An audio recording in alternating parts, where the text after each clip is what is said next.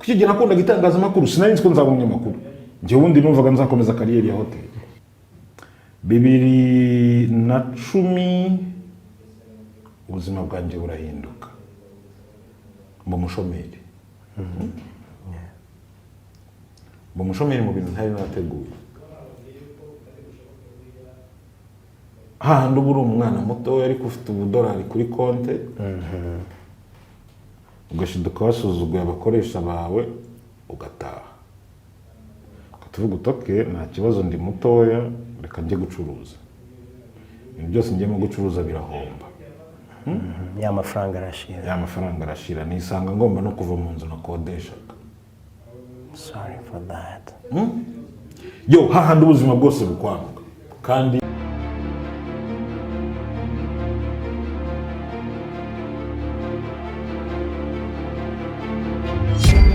imwe mu nkuru yavuzwe cyane guhera tariki 28 mu ijoro mu karere ariko nanone by'umwihariko mu Rwanda n'inama ya guverinoma y'u Rwanda yasize imyanzuro itandukanye harimo no gutanga imirimo.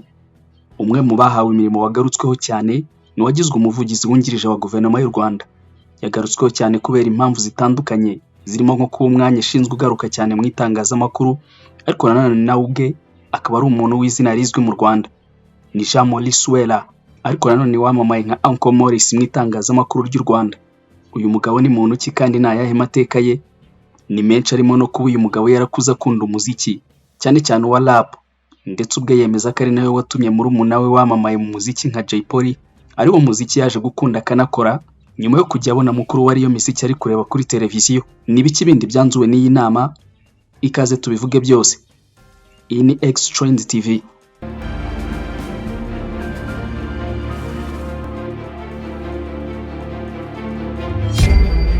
Inama y'abaminisitiri yateranye kuwa 28 Mutarama mu mwaka wa 2026 yari yobowe na Perezida wa Repubulika y'u Rwanda Paul Kagame.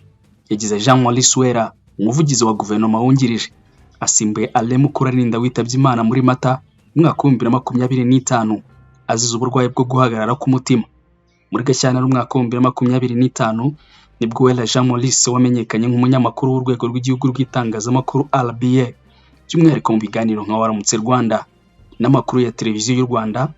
Byavuzwe ko yahawe akazi ko kuyobora SKFM, ni radio yigenga mu Rwanda. Uwera Jean Maurice amaze imyaka 14 mu itangazamakuru, afite inararibonye mu bijyanye no gutangaza amakuru no mu bijyanye n'itumanaho, akanabifatanya no kuba inzobere mu bijyanye n'itangazamakuru ryo mu Rwanda. Mbere yo kugirwa umuyobozi wa radio SKFM, Uwera Jean Maurice yakoze imirimo itandukanye muri RBA kuva mu mwaka wa 2016 harimo gutangaza amakuru kuri televiziyo, umuyobozi muri Magic FM n'indi.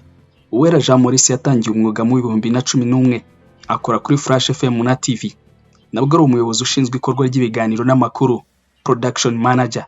Afite impamyabumenyi y'ikiciro cya kabiri cya kaminuza mu itangazamakuru n'itumanaho yakuye muri ISECA, Institut Catholique de Kabgayi. Jean Maurice ni umugabo uri mu kigero cy'imyaka 45 kuko rimwe ari mu kiganiro kuri televiziyo y'igihugu avuga ku rupfu rwa murumuna we Jay Polly. Yavuze ko Jay Polly ari murumuna we yarushaga imyaka 7 bitewe nuko Jay Polly we yavutse mu mwaka wa 1987, bivuze ko yavutse mu mwaka wa 1981. Jay Polly ni umuvandimwe wanjye turakurikirana. Buriya hagati yanjye nawe harimo imyaka 7. So Polly yakuvutse ndi mukuru. Jean Maurice Uwera ni umugabo uvuka mu muryango w'abana 3 akaba imfura. Yakuze umuryango utuye i Kigali Kicukiro Karugira nkuko yabitangaje. Uwo ni umuryango wa Nsabimana Pierre ndetse na nyina umubyara Mukarubayiza Marianne.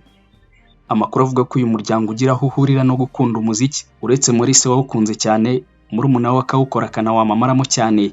N'uyu mubyeyi wabo Marianne nawe yaririmbye muri korali Hosiana yamamaye cyane mu itorero rya ADEPR guhera mu myaka yo hambere. Uncle Maurice ni umugabo wubatse ufite abana 2 ndetse n'umufasha uzwi ku mazina ya Aime. Maurice rimwe yatanze ubuhamya bw'uko we n'umugore we bagiye bafasha Jay Polly mu kazi ke by'umwihariko ku kijyanye no gucunga amafaranga. Aho ngaho urumva ndi muri media, ari mu muziki, atangiye kuba umustar, amakampani manini nka za MTN atangira kumubona, batangiye kumubona none hatangira kuvuga ngo umva ndagukeneye. Hari ahantu ntago nahicara njye nyine mbabarira kandi nawe ni umuntu nizeye. twajya mu kudiringa ama contract aremereye akambwira ngo umva ambara ikote nutanansangayo wowe ubanze iyo ngendaza ntangira kwisanga turi mu kumeza yo gusinya ama contract nabwo abantu batangiye kuvuga ngo Maurice ni manager wa Jay Polly wajya gubyumva yaba yakoze konseri abo bazikoranye bakamurya amafaranga njye nkamubwira sasa Petit uri kubona amafaranga ariko ntuza ahantu ajye hari abantu benshi bakuriraho we ntabwo uzi ibintu ukora umunsi umwe dukora konseri ndabwira neka nkwereke ikigega cy'amafaranga nitwe icyo gihe nari mfite madamu noneho nari ntangiye kuba mbwira madamu nti turajya ducuruza amatike wowe wicara ahantu urajya umpereza karine y'amatike nguha bando y'amafaranga gutyo bwa nibwo bwa mbere Polly muri konseri havuyemo ibiki byose Polly acyura 3,500,000 arambwira ngo yo gusa ko ubundi nkora konseri bakama 300,000 mani bakambwira ngo ndi ngo bayabacapuye birutse ndabwira ati barakurya. Maurice avuga ko hamwe muri habi mu buzima bwe yageze ari mu mwaka w'2010 ubwo yatakazaga akazi ko gukora mu hoteli Musanze icyakora muri umuna we Jay Polly wari utangiye kwamamara biherekejwe no gukorera amafaranga mu muziki amurwanaho nubwo yari yarawinjiyemo atabishaka we yifuzaga ko muri umuna we akomeza amashuri kandi akavuga yuko nakomeza gukora hip hop azagira isura itari nziza muri rubanda. Ikindi ababyeyi bakamushinja ko ari we wamuzanye muri ibyo bintu gusa Maurice nawe atarahura n'ikibazo mu byerekeye ubukungu yamurihiriraga mu mashuri yisumbuye. 2010 ubuzima bwanjye burahinduka mba mushomeri mba mushomeri mu bintu ntari nateguye hahandi uba uri umwana muto ariko ufite $1 kuri konte ugashiduka wasuzuguye abakoresha bawe ugataha ukatuvuga utoke nta kibazo ndi mutoya reka njye gucuruza ibintu byose njyemo gucuruza birahomba ya mafaranga arashira nisanga ngomba no kuva mu nzu nakodeshaga. Sorry for that.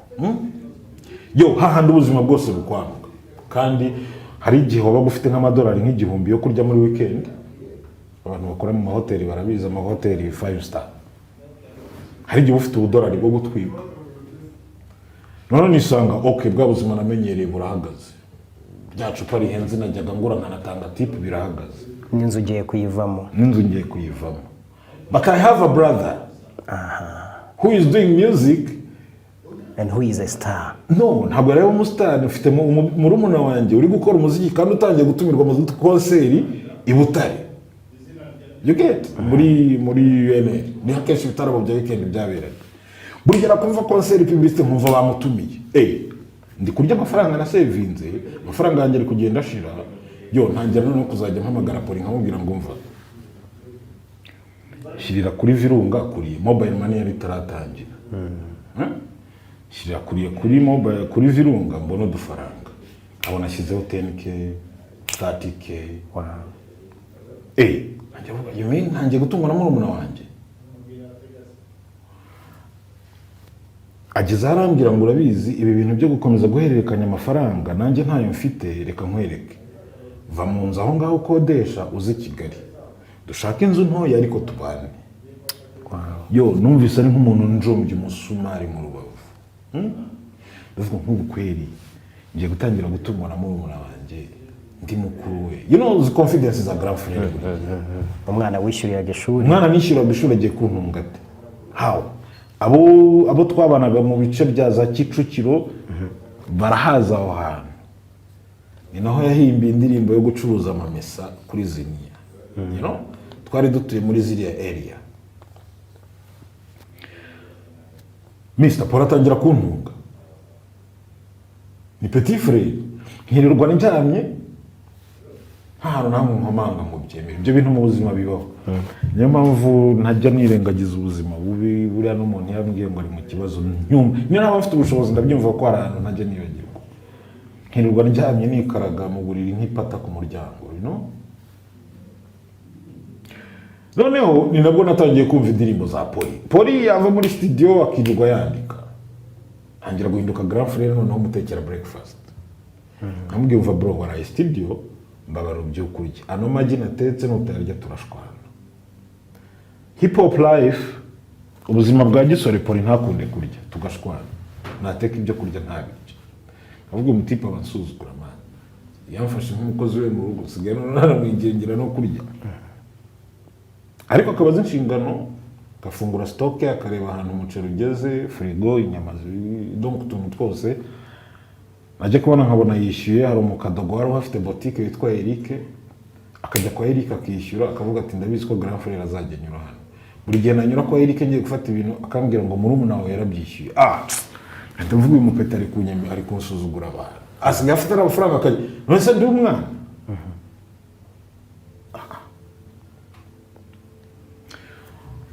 gutyo mumeje kwiyemera amahirwe nanjye agakomeza kubura none sinzi ubuzima yigiriyemo sinzi konseri yari yakoreye butarisha abana amafaranga nk'ibihumbi 800 atandi kumustressa amubwira ngo nampe 30,000 my friends game mwaka nkari petit frère nkari grand frère akambwira ko nta mafaranga afite ageze mu rugo my friend sinzi ukuntu yavanyemo imyenda agiye koga urumva nanjye no kuzajya musopa ya muze mu ikote ryanjye rya Army Green rya hip hop yo nkozemo numva nkuze ku ibandari ry'amafaranga nyavanyemo ndavuga noneho petit frère sigaye musaba amafaranga kanayanyima kumba yafite uyu mwana ari kunsuzugura nongera gukaza ishyamba Biskari ntiryabaga ari ishyamba ryari ry'abavandimwe ariko mu grand frère na petit frère tu bamutajya imbiza ariko tu birikora mugomba umwe kuririra undi poli ndaceceka ndabona ko petit frère atangiye kunyuzamo ijisho sigaye bafite amafaranga na namwe akakayanyuma ndaceceka araza araryama arabyuka byutse arambwira ngo sasa ngo ndabizi ngo bashobora kubukeka ko mfite amafaranga ariko aya mafaranga ngo nayo twakoreye twese as staff guns so tugomba kugabana nkavana amayanje n'abagengo bagakura amayabo ayanje ni note ya 200 muri aya mafaranga yeah of course reka nyasige muri tiwari ayasigamo sinayakoraho cyumweru kimwe cya kabiri ntayakoraho abankubise umupfumuzwi ndayumva numva lyrics zirimo abatipe bantumira nimugoroba kandi nabajama banje twakoranye bazi ko mfite cash ngomba kuhagaragara nsa neza mfite n'akantu ku mufuka kandi za note nananze kuzikora mbafashaho 30,000 ndacomoka ahantu ngiye nsanga habarimo gucuranga yandirimbo inshyashya umupfumuzwi yasohotse ndeba no kuna abatipe barimo kuyibyina ndavuga wow so poli asigaye akora indirimbo zikabyinwa n'abantu muri club aranantunze mu rwari note y'170 hari okay tipe ashobora kwitunga umutima nawe nabyemera ngo we ashobora kwitunga umunsi umwe ari ninjoro araza wabyemeye ko ashobora kwitunga kubera ko yagutungaga cyangwa wabonye ko ari hit kubera ko ashobora kuntunga nubwo nase vuga wa mutipe nabakira umwana niba ashobora kuntunga nge nawe tukabaho birashoboka ashobora kwitunga nyuma y'ibyo Jean Maurice nyuma y'igihe byaranze nibwo yinjiye mu itangazamakuru atangira kuri Flash FM mu itangazamakuru n'umugabo wubatse izina rikomeye kubw'Imana idasanzwe yagaragaje by'umwihariko mu gukora ibiganiro bivuga ibigezweho current affairs gusoma amakuru biherekejwe no kwamamaza ni umugabo uzi kuba ari inkuru utera urwenya cyane cyane akoresha amagambo agezweho ibizwi nka slang kandi ibyo bikora mu ijwi rye rikundwa na benshi aka kanya tuvugana uyu mugabo yamaze gutangaza imvamutima ze nyuma y'uko ahawe izi nshingano cye abinyujije ku rubuga rwa X yashimiye Perezida Kagame amwizeza ko azashyira umuturage ku isonga yanditse ati ndabashimiye nyakubahwa Perezida wa Repubulika Paul Kagame ku cyizere mwangiriye mu inshingano zo kuba umuvugizi wungirije wa guverinoma ndabizeza gutanga umusanzu wanjye mu guharanira icyateza imbere abanyarwanda ndetse no gushyira umuturage ku isonga umuvugizi mukuru wa guverinoma y'u Rwanda Yolande Macron nawe yifurije ishya n'ihirwe uwera bagiye gukorana yishimira ko bazakorana mu biro by'umuvugizi abandi bahawe inshingano ni Jean Damascene Nsengiyumva wagizwe umuyobozi mukuru wa Minisiteri y'Uburezi ushinzwe ibijyanye n'ubuzima bw'amashuri n'imibereho myiza, ndetse na Diane Kamana wagizwe umuyobozi mukuru muri Mineduc ushinzwe serivisi zihabwa ibindi bigo. Gervais Mabano yagizwe umusesenguzi ushinzwe ikiburamwaka ndetse n'amashuri abanza. Divine Uwineza agirwa umusesenguzi mu bijyanye n'amashuri rusange n'aya tekinike. Gaspard Musonera yagizwe umukomiseri muri komisiyo y'igihugu y'amatora. Inama y'abaminisitiri yagejweho imyiteguro y'inama y'igihugu y'umushyikirano iteganyijwe ku itariki ya 5 n'iya 6 Gashyantare umwaka wa 2026. Inama y'abaminisitiri kandi yagejweho imiterere y'amafaranga yishyurwa kuri serivisi zitangwa n'abakora imishinga igamije kugabanya imyuka ihumanya ikirere hifashishijwe ishoramari rituruka mu isoko mpuzamahanga rya carbone. Inama y'abaminisitiri yagejweho ibyerekeye urubuga rukusanya rukanasesengura amakuru ku isoko ry'umurimo rugamije gufasha mu igenamigambi no kwihutisha iterambere ry'ubukungu bw'igihugu. Inama y'abaminisitiri yemeje imishinga y'amategeko ikurikira: umushinga w'itegeko rihindura itegeko nimero 018/2025 yo kuwa 30 y'ukwezi kwa 6 umwaka wa 2025 rigena ingengo y'imari ya leta y'umwaka wa 2025-2026. Umushinga w'itegeko rigenga ubufatanye bw'inzego za leta n'abikorera. Haza kandi umushinga w'itegeko rihindura itegeko nomero 29/2017 ryo kuwa 29 y'ukwezi kwa 6 umwaka wa 2017 rishyiraho ubwizagamire bw'igihe kirekire ejo heza rikanagena imitunganyirize yabwo. Umushinga w'itegeko ryemera kwemeza burundu amasezerano y'inguzanyo hagati ya Repubulika y'u Rwanda n'ikigega mpuzamahanga gitsura amajyambere yerekeranye n'inguzanyo igenewe porogaramu yo kongera umusaruro w'imisoro, imicungire n'imikoreshereze yayo myiza yashyiriweho umukono i Kigali ku wa 13 Mutarama umwaka wa 2026. Haraza umushinga w'itegeko rigenga ibihingwa, umushinga w'itegeko rigenga ubworozi, ubuzima bw'amatungo n'uburobyi, umushinga w'itegeko rigenga urwego rw'igihugu rushinzwe iperereza n'umutekano NIS, umushinga w'itegeko rishyiraho kaminuza ya gisirikare y'u Rwanda. Inama y'abaminisitiri yemeje amateka akurikira: iteka rya perezida ryemeza burundu amasezerano hagati ya guverinoma y'u Rwanda na Agence Universitaire de la Francophonie ayemerera kugira icyicaro mu Rwanda. Iteka rya minisitiri w'intebe rigena komite ishinzwe gukurikirana ibikorwa byo kwegurira umutungo wa leta bikorera. Iteka rya minisitiri rigena uburyo bwo gutanga ibigenerwa umunyamuryango wa ejo heza. Iteka rya minisitiri ryegurira ubutaka bwa leta buri mutungo bwite ibitaro byitiriwe umwami Faisal. Iteka rya minisitiri ryegurira ubutaka bwa leta buri mutungo bwite ibitaro byitiriwe umwami Faisal. Iyi nama y'abaminisitiri yemeje itangwa ry'impushya zo gucukura amabuye y'agaciro na kariyeri. Inama y'abaminisitiri yemeje abahagarariye ibihugu n'imiryango mpuzamahanga bakurikira: Rita Kiden Lotwa, ambasaderi wa Repubulika ya Sudani y'Epfo mu Rwanda, afite icyicaro i Kigali. Hari Eisa Musaba Eisa Arzabi, ambasaderi wa Leta Zunze Ubumwe z'Abarabu mu Rwanda, afite icyicaro i Kigali. Olivia Charlotte Owen, ambasaderi wa Nouvelle-Zélande mu Rwanda, afite icyicaro i Addis Ababa. Gabriel Panduleni Sinimbo, ambasaderi wa Repubulika ya Namibia mu Rwanda, afite icyicaro i Dar es Salaam. Andrew Mode, umuyobozi w'ibiro by'akanama k'umuryango w'abibumbye gashinzwe iterambere ry'ubukungu muri Afurika UNECA mu karere ka Afurika y'Uburasirazuba, afite icyicaro i Kigali. Minisitiri wa Siporo yamenyesha inama y'abaminisitiri ko kuva ku itariki ya 21 kugeza ku itariki 31 Mutarama umwaka wa 2026 mu Rwanda harimo kubera irushanwa nyafurika rya handball mu bagabo CHAN 2026 riri kuba ku nshuro 27. Minisitiri w'urubyiruko n'iterambere ry'ubuhanzi yamenyesha inama y'abaminisitiri ko kuva ku itariki ya 29 kugeza ku itariki 30 Mutarama umwaka wa 2026 i Kigali hazateranira inama izahuza abayobozi bakizamuka n'abafite ubunararibonye ku mugabane wa Afurika. Turabashimiye.